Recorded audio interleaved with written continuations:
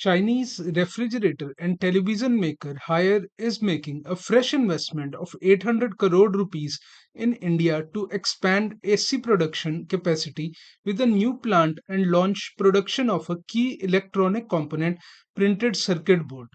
The wholly owned Indian subsidiary is going to fund the investment from internal accruals and external commercial borrowings. Thereby, it will be able to bypass the stringent requirement of government's press note 3. Approval of Chinese foreign direct investment.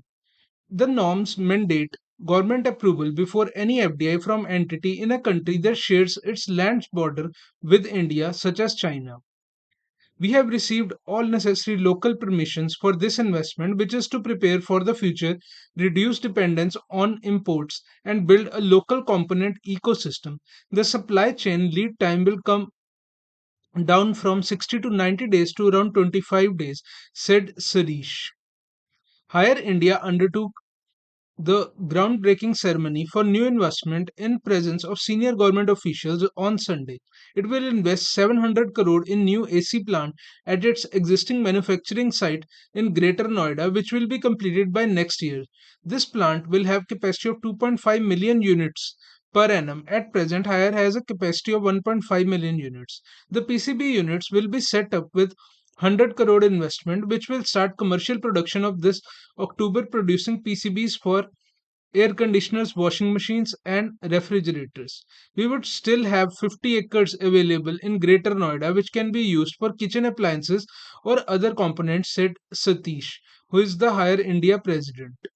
The company has just completed 200 crore rupees investment for injection module, where it will now have capability of in-house production for plastic components for household appliances. With this, Hire has already completed an India investment of 1600 crore.